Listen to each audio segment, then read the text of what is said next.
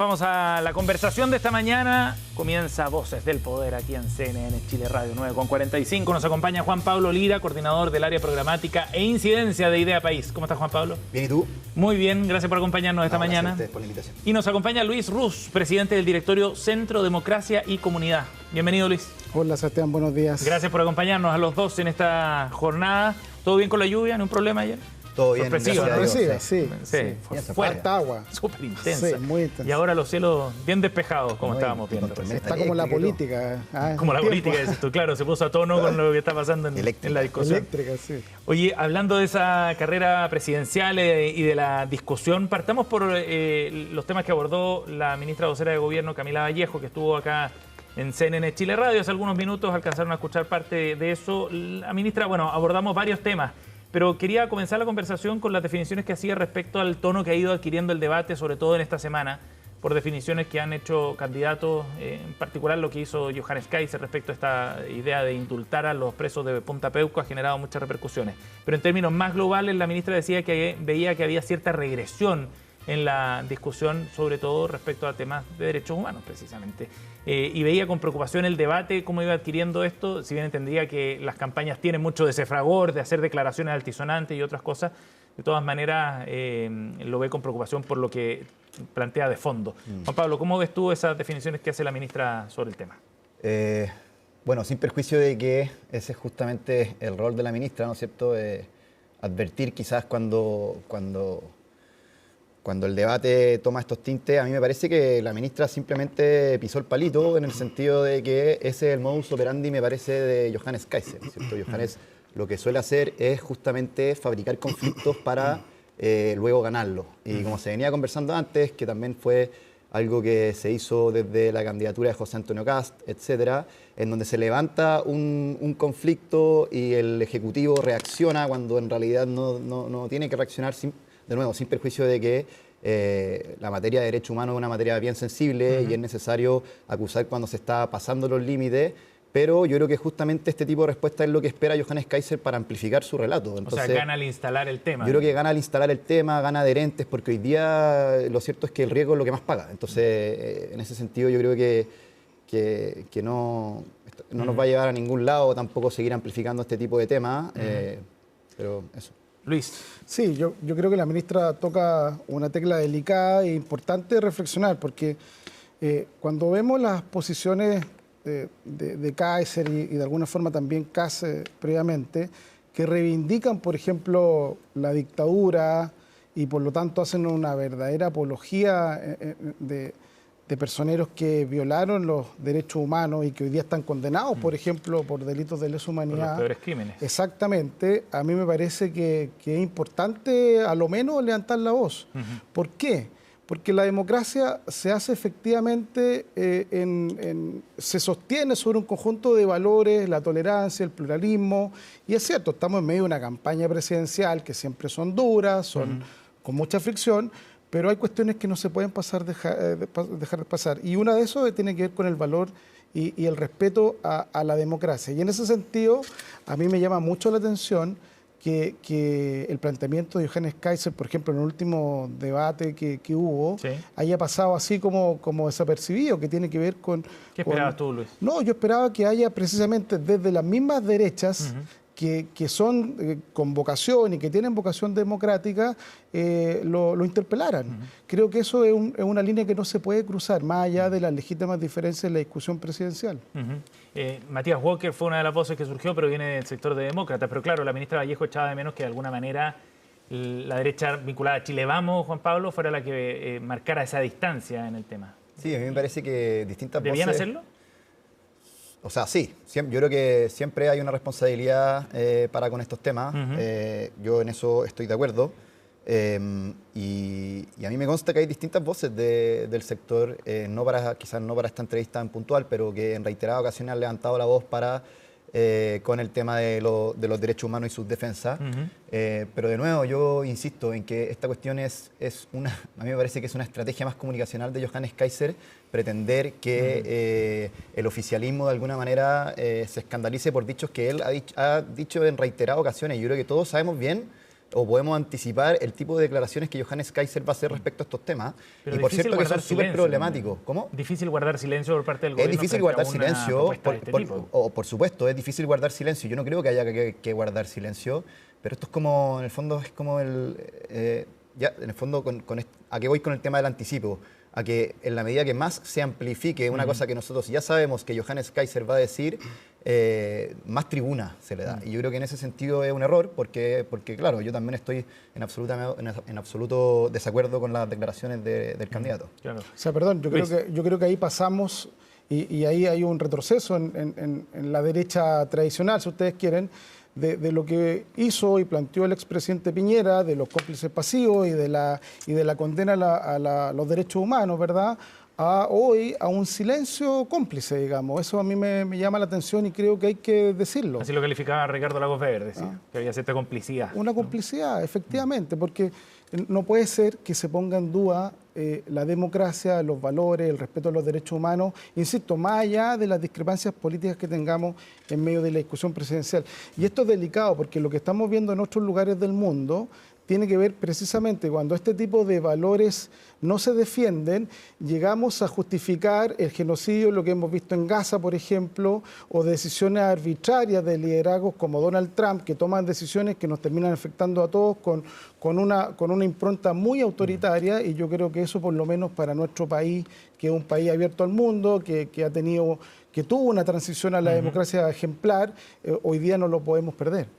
Luis, otro de los asuntos que ha ido cobrando relevancia en esta carrera presidencial, y que lo conversamos también con la ministra, pero quería llevar la conversación a la campaña y a los últimos días de campaña sobre todo, es que en los cierres de Evelyn Matei, de José Antonio Kast, de Johannes Kaiser, que han hecho distintos cierres, no el definitivo, no el final, ¿no?, pero cierres de campaña regionales, han entrado en directa confrontación con el gobierno y marcando esa distancia, no con Janet Jara como su eventual rival en segunda vuelta, sino directamente confrontando al presidente Boric, al gobierno y varias de esas políticas.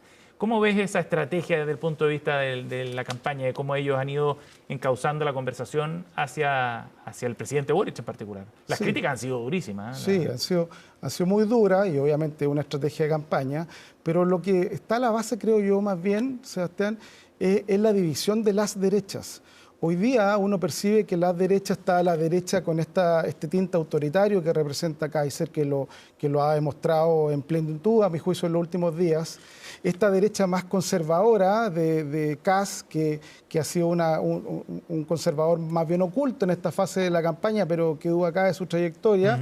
Y una derecha más liberal, representada por Evelyn Matei, que ha tenido una campaña, a mi modo de ver, más bien confusa. Entonces yo creo que, claro, como estrategia sirve golpear al gobierno, pero no sé si eso finalmente es lo que les va a permitir a cualquiera de ellos pasar a segunda vuelta.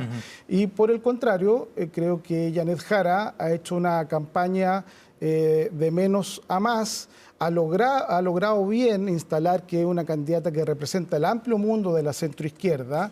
Creo que en ese sentido ha dado señales claras. Y también, desde el punto de vista programático, ha tenido la capacidad de instalar cuestiones que a los chilenos les interesan, como por ejemplo volver a crecer económicamente sin perder lo que significa, por ejemplo, los derechos sociales. Juan Pablo. Yo tengo varios puntos, pero... A ver, yo estoy de acuerdo de que en la medida que se acerca el 16, por cierto que los distintos candidatos de la derecha quieren asumir más riesgos, ¿no?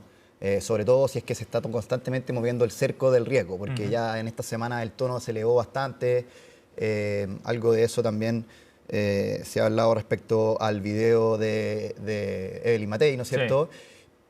Pero mucha crítica a la forma y yo creo que poco análisis de fondo, porque yo creo que todas las críticas que se le pueden hacer a este gobierno están bien fundadas, ¿ya? Y en ese sentido yo creo que este gobierno ha sido un gobierno que de alguna manera llega siendo A y se va haciendo Z, en el sentido de que llegan con estos aires de superioridad moral, con esta agenda que ellos quisieron imponer, etcétera, y se van reiterando, y a mí enhorabuena que la candidata del Partido Comunista esté relevando temas que por cierto, históricamente le han dado cierta tirria, ¿no? Como el crecimiento económico, como la seguridad, etcétera. Llama la atención, de hecho, en materia programática, cómo la candidata Jara ha adquirido ciertas fórmulas muy propias de lógica más de la derecha. Entonces, Yo eso lo celebro. Enhorabuena que la izquierda, o que haya consenso al menos respecto a cuáles son las agendas que nosotros tenemos que empujar. Pero me parece que la crítica al gobierno en cuanto al fondo me parece absolutamente fundada, dado que este es un gobierno que definitivamente no pudo hacerse cargo de las distintas urgencias sociales que tenía el país. Y cuenta de ello son las distintas situaciones en materia de salud, en materia de educación, en materia laboral, en materia económica, en materia de seguridad. Juan Pablo, la ministra Vallejo, antes de irnos a la pausa, decía que este gobierno se había hecho cargo de una situación de emergencia, que este era el real gobierno de emergencia, Lo que en pasa es contraste que con lo que promete, por ejemplo, Kast. este gobierno tiene un sesgo bien relevante, que es que ellos siempre usan como base la pandemia. Y por cierto que estaba bien, pues si ellos asumieron post pandemia, y bien sabemos que la pandemia golpeó muy fuerte a los hogares de Chile, el Estado tuvo que hacerse cargo en múltiples frentes, ¿no es cierto?, de ir en ayuda de esas familias que estaban enfrentando dificultades. Y en ese sentido, a mí me parece que este gobierno usa esa base para decir nosotros somos el gobierno de emergencia y venimos a mejorar la situación, pero lo que pasa es que cuando uno mira la imagen ampliada, uno se da cuenta de que no, de que el desempeño ha sido más bien mediocre, ha sido más bien deficiente. Por cierto que hay mucho de este gobierno que ha tenido que enfrentar en forma de emergencia, pero a mí no me parece que este gobierno vino como a reactivar la cosa cuando bien sabemos que la cosa está estancada. Estamos con Juan Pablo Lira y Luis Ruz aquí en Voces del Poder. Nos vamos a ir a una pausa. Al regreso volvemos analizando algunos aspectos de campaña, la controversia que se ha generado a propósito del video de Evelyn Matei, entre otros temas. Los revisamos a la vuelta aquí en CNN Chile Radio.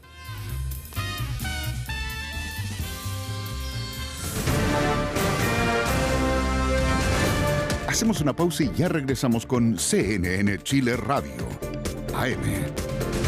Estamos de regreso en CNN Chile Radio, AM.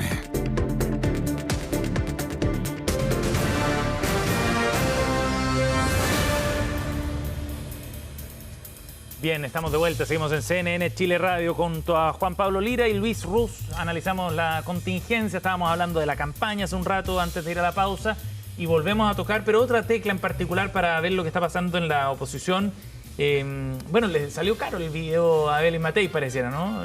No por la facturación, digamos, de la producción, sino desde el punto de vista político. Le acarrió críticas desde Janet Jara, por supuesto, eso es más entendible y evidente, pero también desde el comando de José Antonio Kast, por ejemplo, y ha generado algunos comentarios de este video donde emplaza directamente a los dos, a Jara y Kast, explícitamente en su fraseo. Luis, ¿cómo interpretas tú en particular el registro, el tono, el foco que está poniendo cuando quedan 8 días de fracción para la campaña, para la elección? Perdón. Un comentario previo. Yo tengo la impresión que la campaña de Evelyn Matei es una campaña muy confusa, muy errática. La hemos visto en posiciones muy duras, luego cambia a posiciones más moderadas. No ha tenido una línea y un relato claro en su campaña. Es difícil comprender cómo un liderazgo que entró a esta contienda con tanto apoyo, recordemos que hace un par de meses atrás era el liderazgo indiscutido de la elección presidencial, hoy día prácticamente está según las encuestas que alcanzamos a conocer, tercero, incluso en algunos en cuarto lugar. Y respecto al video, me pasa un poco lo mismo, que es un video que no calza con la trayectoria, con la forma de hacer política de Evelyn Matei, que la conocemos hace mucho tiempo. Entonces, creo que ahí nuevamente un error de querer llegar o aparentar llegar a ciertos mundos que no ha podido hacerlo. Y con esto termino, hay una cuestión que es bien sintomática, creo que en la campaña de Evelyn Matei, es que ella representa esencialmente a una élite económica, política, cultural, pero no ha logrado permear a los bolsones de electores distintos, de las distintas clases medias, y qué decir del mundo popular. Y crecer su base de apoyo. Exactamente. Juan Pablo, ¿cómo lo ves tú? Mira, yo creo que todo el análisis que se ha hecho en torno al video de la candidata ha girado mucho en torno, y un poco lo que venía diciendo antes, ha girado mucho en torno a la forma y poco al fondo, ¿ya? Uno puede tener reparos con la forma, quizás la manera de dirigirse a la institucionalidad del presidente, quizás la estrategia, ¿no es cierto?, de arriesgar arriesgarlo casi todo para poder llegar a este segmento quizás más juvenil, que la candidata se quiso acercar, etcétera, que ahí uno puede incluso discutir si es que tuvo sus efectos positivos o no, más allá de lo que se habla a nivel mediático, uno no sabe bien cómo permean este tipo de videos en las distintas bases, en los distintos segmentos. Pero en cuanto al fondo, a mí me parece que lo que acusa a la candidata es, de nuevo, es cierto. O sea, ella por un lado apunta a Janet Jara diciendo que o sea, en el fondo que su candidatura personifica la continuidad del gobierno de Gabriel Boric, que de alguna manera llega con estos aires de superioridad moral, pero resulta que después se tienen que hacer cargo de sus inmoralidades. Caso Convenios, caso Monsalve. Entonces, esa contradicción muy propia de la coalición y el sector político que representa a Janet Jara, me parece que es lo que pretende acusar a Evelyn Matei, de que no han logrado hacerse cargo de las urgencias de los ciudadanos, y eso me parece que es cierto. ¿Tú no ves una contradicción ahí? No veo ninguna contradicción en eso. Y por otro lado, en el caso de los dardos a José Antonio Kast, a mí me parece que son dardos de goma, porque lo que ella dice es que no basta un gobierno de emergencia. Claro. Eso es lo que ella dice. Ella dice, mira, ¿sabéis que yo encuentro que en el fondo el gobierno de emergencia que plantea mi contendor José Antonio Kast no es suficiente porque tenemos esta urgencia, esta urgencia, esta urgencia, y de hecho ella usa ese espacio para proponer ciertas cosas? Ella habla de sus propuestas, habla del 1.000.000 de empleo, habla del pie cero, habla de las listas de espera, y así una serie de cosas. Entonces aprovecha ese espacio de decirle como, mira, José Antonio, sabéis que yo creo que no basta con el gobierno de emergencia que tú propones, sino que lo que tenemos que hacer es A, B, C, D, E. ¿Y aporta la construcción de unidad en el sector? Yo creo que es el legítimo debate por eso, de nuevo, yo creo que quizás la forma es lo más cuestionable, pero en cuanto al fondo, a mí me parece que es la candidata acierta. Ahora, si es que era la mejor forma de hacerlo con un rap de ese estilo, yo creo que eso... Eso ya quedan los gustos musicales. Exacto. Oye, hablemos de otro asunto. El presidente Gabriel Boric está en la COP. ¿Cierto? La COP30 allá en Brasil, luego va a ir el fin de semana a Bolivia, el cambio de mando. Primera vez en 20 años, nos decía la ministra Vallejo, que un presidente chileno asiste al cambio de mando en el país del vecino. Bien relevante desde ese punto de vista de la señal política y diplomática. Pero quería quedarme en una parte de la intervención del presidente Gabriel Boric en la COP30, a propósito de las críticas que hizo a Donald Trump. Nuevamente lanzó sus dardos contra el presidente de Estados Unidos por la negación del cambio climático que ha hecho el mandatario de la Asamblea General de Naciones Unidas. ¿Qué les parece, Luis, esa intervención del presidente? ¿Es adecuada? ¿Es prudente la forma en la que el presidente plantea esos puntos? Sí, es cierto que el presidente de la República también es nuestro jefe de Estado y por lo tanto en esta cosa de las relaciones internacionales las formas importan. Eso sin duda siempre hay que tenerlo en cuenta. Sin embargo, creo que en materias tan importantes como en este caso el cambio climático y las consecuencias que estamos viendo en todo el mundo, y probablemente la tormenta de anoche tenga que ver mucho con aquello, creo que es importante tener posición. Y en ese sentido, creo que el presidente Boric tiene posición, y como la ha tenido, por ejemplo, en lo que vimos en lo que sucedió en la guerra en Gaza. Por lo tanto, de ese punto de vista, me parece correcto tener la posición, hacer el llamado en estos tipos de foros que son precisamente para aquello, digamos. Y acá, en el caso particular de Estados Unidos, y también uno podría decir China, que son los grandes emisores en el mundo, es necesario que se hagan cargo de un tema tan delicado y tan complejo de abordar.